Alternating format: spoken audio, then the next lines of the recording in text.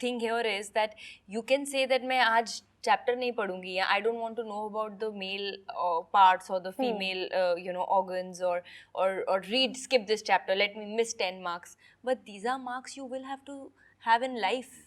As opposed to, because today, in the age of information, you have access to all kinds of information. Anyone who has a cell phone has access unlimited access. And and information, if not presented well, or if wrong information goes to people, then it's detrimental.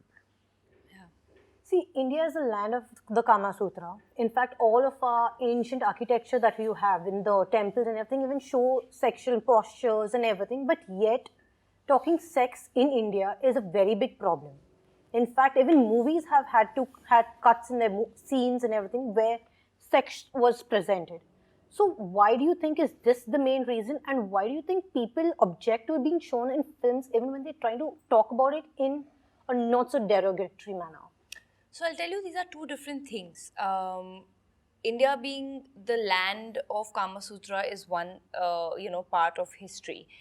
When you show it in a film, right, unless it's really needed or it's the narrative of the film or it's a part of the character's journey that you cannot do without, I also agree that sensationalizing is not needed, right?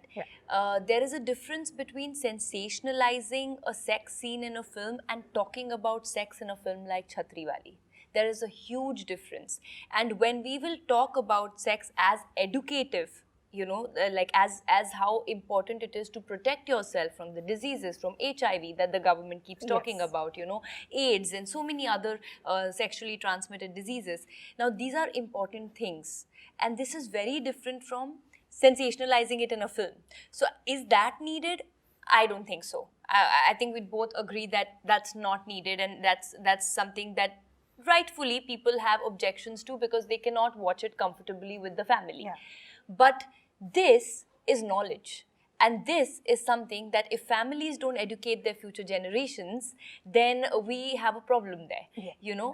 We have a problem because the youth defines the future, and if the youth is going wrong, and like the statistics I was telling you, with the women having so many pregnancies, and nobody ever talks about how many abortions can a woman's body take.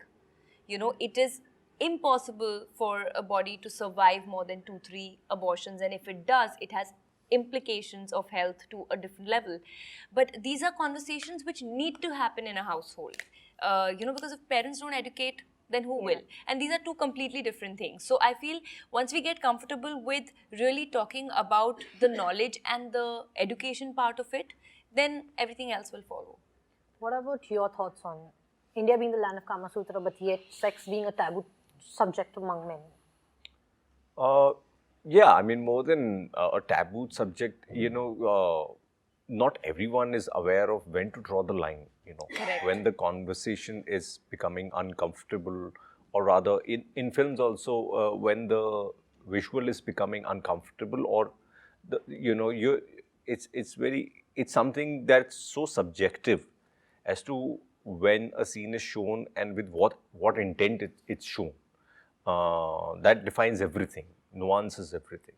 So in that sense, there has to be a certain restraint from the filmmakers itself.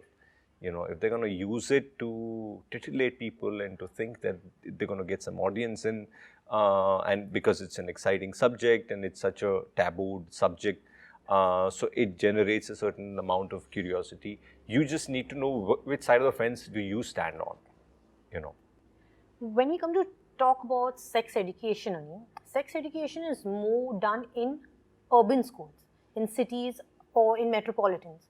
But that's not the same when it comes to rural or small towns. Do you think that places like small towns need to have sex education as a compulsory subject? Because not all schools have that. Absolutely. I think if it is a part of the curriculum, which is in your 8th standard, 9th standard. Most schools avoid those topics. Yeah, but it is in the book. You can skip in the chapter, but you can't skip it in life. My biggest thing here is that you can say that मैं आज chapter नहीं पढ़ूंगी, या I don't want to know about the male parts or the female organs, or skip this chapter, let me miss 10 marks. But these are marks you will have to have in life. You know, so eventually, what are we shying away from? The real truth of human existence? This is what actually put forth. I mean, let's the world continue. Yeah, so Oh, I and think it's as very you know, important. as when you're younger, you're also very curious. So a part of you is really curious to know, and if it's taught in school with the right intent, it will lead to right information coming to you. Yeah. As opposed to, because today, in the age of information, you have access to all kinds of information. Yeah. Yeah. Anyone who has a cell phone has access Unlimited to, access. and information, if not presented well, or if wrong information goes to people, then it's detrimental. So on a scale of 1 to 10, I guess you're both are on a 20 when it comes to the importance of sex education in today's time, given the amount of unprotected sex and consequences that you all have seen in stats, as well as unwanted sex as well. Because there is a lot of unwanted sex happening, not just unprotected sex. Sorry, I So- didn't get your You meant question. consent. Consent. Okay. There's a lot, I mean, I feel sex education is needed even when you have to talk about consent, because people avoid that. So it's the right of choice, right? Yeah. So through this film, we are trying to give the women an empowerment, a sense of empowerment to have the right to say no.